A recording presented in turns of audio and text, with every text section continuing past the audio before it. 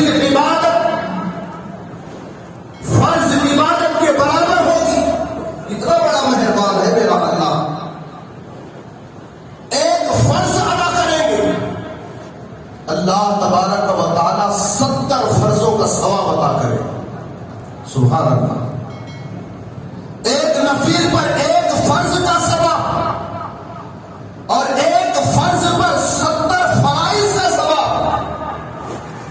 اور آگے حضرت سلمان فارسی روایت بیان کرتے ہیں کہ اس ماہ مبارکہ میں جو کثرت عبادت کرتا ہے اللہ تبارک و تعالی فرشتوں کی ایک گروہ کو، ایک جماعت کو زمینی دنیا میں نازل فرماتا ہے اور فرماتا ہے اے میرے بندے، ماہ رمضان میں یہ میرا بندہ عبادت کر رہا ہے، میرا بندہ میرے لیے سحری کر رہا ہے، میرے لیے اللہ اللہ کی تسبیح بلند کر رہا ہے. اے فرشتوں، یہ جب سوتا ہے اس کی حفاظت تمہارے ذمے میں ہوگی، اور جب یہ جاگتا ہے تمہاری ذمے میں ہوگا کہ اس کی حفاظت کرنا. اور آگے حدیث پاک میں آتا ہے جب یہ راستہ طے کرے گا، ہم لوگ یہ سوچتے ہیں ہمارے پیچھے کوئی نہیں ہوتا ماہ رمضان میں، لیکن اللہ تبارک و تعالی ایک گروہ کو، فرشتوں کی ایک جماعت کو ہمارے پیچھے لگا دیتا ہے. جب ہم راستہ طے کرتے ہیں تو راستے کی پاکی صفائی ہمارے لیے فرشتے فرماتے ہیں. سبحان اللہ. یہ رمضان میں عبادت و ریاضت کرنے والے کے ساتھ یہ معاملے پیش آئے. اور آگے سنو، اللہ فرماتا ہے کہ اے فرشتوں، اس میرے بندے کے لیے نماز فجر سے لے کر نماز عشاء تک یعنی 24 گھنٹے میرے اس بندے مومن کے لیے مغفرت کی دعائیں کرتے رہنا، مغفرت کی دعائیں کرتے رہنا. میں ایک بات بیچ میں کاٹ رہا ہوں. آج کسی کا باپ انتقال ہو جائے، کسی کی ماں انتقال ہو جائے، یا کسی کا بھائی بیمار ہو جائے، ہم مسجد میں ایک پرچی پیش کرتے ہیں، مولانا صاحب کے ہاتھ میں دے دینا. شاید مولانا صاحب دعا کر دیں گے، مسجد کے امام دعا کر دیں گے تو میرے باپ کی مغفرت ہو جائے گی، میری ماں کی مغفرت ہو جائے گی، میرے بھائی کو شفا مل جائے گی. اس لیے کہ وہ مولانا فجر میں ہوتے ہیں، ذکر کرتے ہیں، ظہر میں ہوتے ہیں، عبادت میں ہوتے ہیں، عصر میں رہتے ہیں، ذکر میں ہوتے ہیں، مغرب میں رہتے ہیں، دعا میں مشغول ہوتے ہیں، عشاء میں رہتے ہیں، اللہ کی بارگاہ میں مناجات پیش کرتے ہیں. اگر وہ دعا کرتے تو ہمارے باپ ماں کے حق میں مغفرت ہو جائے گی. ہمارا نظریہ یہ بنا ہوا ہے. یہ بات الحمدللہ اچھی ہے، لیکن میں آپ سے پوچھنا چاہتا ہوں، آج وہ امام سے، وہ مولوی سے، دنیاوی اعتبار سے اس سے کبھی سہون گناہ ہو جاتا ہے، قصداً گناہ ہو جاتا ہے، لیکن ہماری امید کامل ان سے یہ بنی ہوئی ہے میرے باپ کی مغفرت ہو جائے گی، میری ماں کی مغفرت ہو جائے گی، میرے بھائی کو شفا مل جائے گی، میری اولاد کو شفا مل جائے گی. پھر بھی ہم پرچیوں پر پرچی پیش کرتے ہیں. کبھی اتفاق ان کے لیے دعا ہو جاتی ہے تو سارے محلے میں یہ کہا جاتا ہے میرا باپ اب درست ہو جائے گا، میرا بھائی اب بچا ہو جائے گا، اس لیے کہ مسجد کی مینار سے اس کی صحت کی دعا نکلی ہے، اب وہ اچھا ہو جائے گا. ہمارا دل کرتا ہے، ہمارا ایمان کرتا ہے، ہمارا ضمیر کرتا ہے. لیکن میں آپ سے پوچھنا چاہتا ہوں، جب اللہ نے ہم سے وعدہ کیا ہے رمضان میں روزہ رکھ لو، تمہاری مغفرت فرشتے کریں گے، تمہاری مغفرت کی دعا فرشتے کریں گے. فرشتے کون فرشتے؟ فقہا نے فرمایا ہے کبھی ان سے گناہ ہی نہیں ہوا. ہم سے تو گناہ ہو جاتا ہے، فرشتوں سے گناہ نہیں ہوتا. وہ جماعت معصومین کی جماعت ہے، اور وہ کبھی کھاتے نہیں، پیتے نہیں، حرام حلال کی انہیں کوئی بات نہیں، لیکن آج ہمارا معاملہ ایسا ہے، جب ہم دعا کر دیں گے تو آپ کی روح خوش ہو جاتی ہے، لیکن جب اللہ فرما رہا ہے میرے بندوں آ جاؤ آ جاؤ، لیکن غفلت کی چادر ہم اوڑے ہوئے ہیں اور زمانے سے ہم گلے شکوے کرے بیٹھے ہیں، حجاب کے تعلق سے معاملہ نکلا، سورہ نور میں اس کی وضاحت ہے، اگر کسی مسلمان کو پوچھ لیا جائے اسے معلوم نہیں، یہی ہماری مسلمانیت ہے۔ طلاق کے تعلق سے مسئلہ اٹھا، قرآن میں پورا واضح ہے، مسلمانوں کو معلوم نہیں، زمانہ ظلم نہیں کرے گا تو اور کیا کرے گا؟ صرف قرآن شادی بیاہ کے موقع پر سر پر رکھ کر کے تحفے میں پیش کر دینے کا نام اسلام اور قرآن نہیں ہے۔ دل روتا ہے، قرآن کی بے حرمتیاں خود ہم کر رہے ہیں۔ خیر کا شیوا تو یہی ہے کہ ہمارے مذہب پر کیچڑ اچھالے، یہ اس کا کام ہی ہے، ہم کیا کر رہے ہیں؟ بار بار کہا گیا، لیکن رمضان میں ایسا مت کرو لوگ، محلے کے نوجوانوں مسجد کے کبوتر بن جاؤ، مسجد کی محرابوں کی زینت بن جاؤ، معلوم نہیں کون سے وقت کا تمہارا سجدہ رب کی بارگاہ میں مقبول ہو جائے اور وہ سجدہ تمہارے لیے جنت کا ضامن بن جائے۔ آقا نے فرمایا ممبر پر کھڑے ہو کر کہ اے میرے امتیوں، میرے صحابہ، سنو، جو رمضان میں روزے دار کے لیے جو افطار کراتا ہے اللہ تعالیٰ اسے روزے کا ثواب عطا کرتا ہے، صرف افطار کرانے والے کو روزے کا ثواب۔ ایک صحابی اٹھے گا، رسول اللہ فدا کا ابی و ام، میرے ماں باپ آپ پر فدا ہو یا رسول اللہ، جذبہ خدمت دل میں ہے، آپ کے فرمان پر عمل کرنے کا جذبہ ابھر کر میری زبان پر آ گیا ہے، مجبور ہوں، غریب ہوں یا رسول اللہ،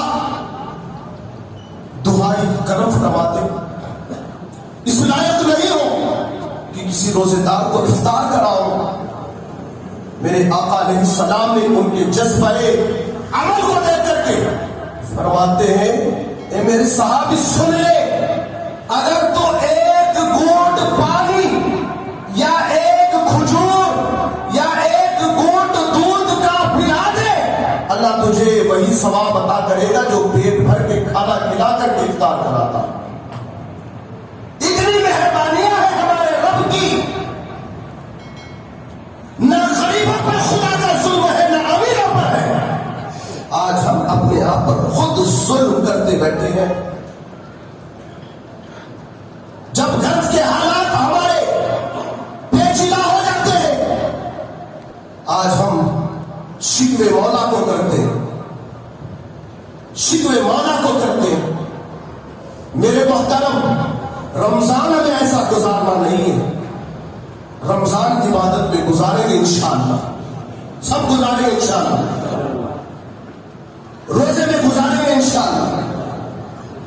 اور نماز تراویح کا ایک مسئلہ بتا دو، آج عبادت کا بھی ہمارا کیسا شوق ہے، نماز پڑھنے والے جب تراویح کا وقت آتا ہے تو غفلت ہو جاتی ہے۔ کیا غفلت ہوتی ہے؟ نماز میں بھی جلدی ہو۔ علماء کیا فرماتے ہیں، مفتیان کرام کیا فرماتے ہیں، بلا ضرورت نماز میں جلد کر دینا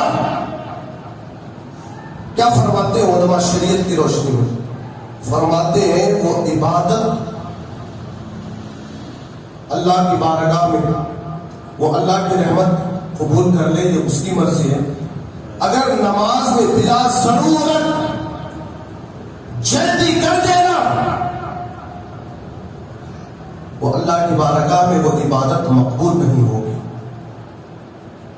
ہاں اگر ہمارے سجدے کی جگہ پر کچھ ایسا جانور ہے جو ہماری جان لے سکتا ہے، ہاں ہم جلدی سے نماز سے فارغ ہو سکتے ہیں تو نماز مکمل کر لے. اگر اتنا موقع نہیں ہے کہ ہماری جان جا سکتی ہے، ہمارا اسلام اتنا ظلم نہیں کرتا. ہمارا اسلام کہتا ہے نماز توڑ دے پھر دوبارہ نماز پڑھ دے، یہ ہمارے اسلام کا قانون ہے. لیکن آج جب نماز تراویح میں پڑھتے ہیں، میں ذمہ داری کے ساتھ کہتا ہوں، اور اب مسجد رحمتیہ میں ایسے حالات نہیں ہوں گے، اطمینان سے نماز تراویح ہوگی. 10 گھنٹے ہو یا 11 گھنٹے ہو، ہمیں اسی وقت کی کوئی پابندی نہیں ہے، ہمیں اس کی کوئی پرواہ نہیں. 2-4 لوگ پڑھیں گے، صحیح پڑھیں گے. غفلت کی چادر اوڑھ کر کے سونے والے سو جاؤ، تمہاری قبر پر مٹی ڈال کر تمہیں سلا دیں گے. ہمیں اس کی پرواہ نہیں ہے. ہر مسجد کے ذمہ دار کو دیکھ لو، مولانا جلدی نماز پڑھاؤ، 1 گھنٹے سے زیادہ ہو جا رہا. شوگر والے ہوتی، بی پی والے ہوتی. صحابہ میں جب افطار کرتے تو سحری نہیں ملتی تھی، سحری ملتی تو افطار نہیں ملتی تھی. لیکن عبادت کا تقاضا ان کا دیکھو، عبادت کا ماحول دیکھو. جب تراویح کے لیے تنہا نمازیں ہوتی تھی تراویح کی، جب دور فاروقی آیا تب جماعت کے ساتھ تراویح کی نماز ہونا شروع ہوا.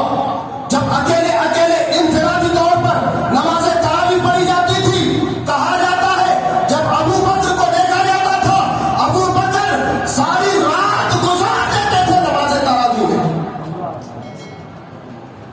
حضرت عمر فاروق کی زندگی کا جائزہ لو، مولا علی کی زندگی کا جائزہ لو، فاطمہ زہرا کی زندگی کا جائزہ لو، سیدہ زینب کی زندگی کا جائزہ لو، حضرت سمیہ کی زندگی کا جائزہ لو. پھر صرف تھوڑا سا حصہ باقی رکھتے، صرف ایک کھجور کے لیے، ایک گھٹ پانی کے لیے. لیکن آج 10 گھنٹے ہو جائے، لوگوں کے اعتراضات پر اعتراض ہوتے ہیں. وہ حافظ پر اتنا ظلم ہو جاتا ہے کہ وہ جان کر کے بھی صحیح قرآن نہیں پڑھتا. کیوں؟ اسے جلدی کرنا ہے. اگر وہ اطمینان سے 1-1.5 پارہ پڑھتا ہے، لوگوں کا اتنا ظلم ہوتا ہے کہ کہیں نہ کہیں اسے یعلمون تعلمون کرنا پڑتا ہے. آج یعلمون تعلمون کو لوگ پسند کر رہے ہیں. قرآن کا مذاق بنا رکھا ہے ہم نے. مسجد کے وہ ذمہ دار اللہ کو جواب کیا دیں گے؟ بڑی مسجد کا ذمہ دار اس کا مطلب نہیں ہے کہ وہ اللہ ان کی بخشش اور مغفرت کرے.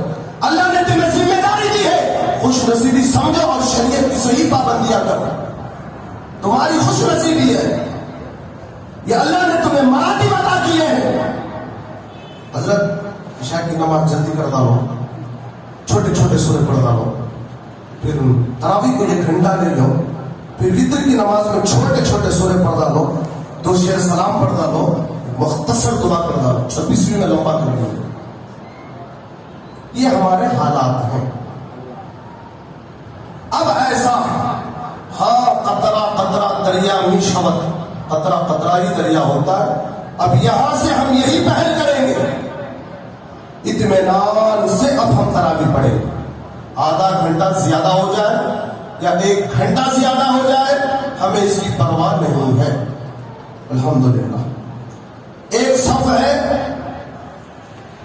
اللہ خوش نصیب وہ لوگ ہیں جو اطمینان سے نماز پڑھنے کے لیے آتے ہیں. دو صف ہے، اللہ رحم فرمائے. جو نہیں پڑھنے والا ہے اس کا معاملہ ہے قبر میں اس کی کٹائی ہوگی، وہ دیکھے گا.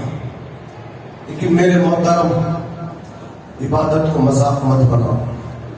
جتنا ہو سکے قرآن پاک کو، حضرت مولا علی فرماتے ہیں قرآن شریف کو بہتر طریقے سے پڑھا کرو. مزین کر کے پڑھا کرو. اب یہاں ایسا نہیں، سورہ فاتحہ میں 6 آیت ہیں، ایک ہی آیت کے وزن پر پورا سورہ فاتحہ پڑھنا پڑتا ہے. اور وہ حفاظ بھی کئی جگہوں پر ایسا ہوتے ہیں، میں بلا جھجک بے خوف کہتا ہوں، ایسا حفاظ کو ماننا بھی نہیں چاہیے. حافظ قرآن کو ایسے لوگوں سے دور ہی رہنا چاہیے. اگر وہ کہتے ہیں کہ مالک ہمارا روزی ہمیں نہیں دے گا، ضرور دے گا. چونٹی کو بھوکا نہیں رکھ رہا ہے، ہم تو سانڈ کی طرح ہے، ہمیں بھوکا رکھ دے گا، اس کی پرواہ نہیں ہے. اور ان حفاظ کرام جو آپ کے تعلقات ان سے کہو یہ پہل کرے. آج 4 جگہ پر ہوگا، کل 80 جگہ پر ہوگا.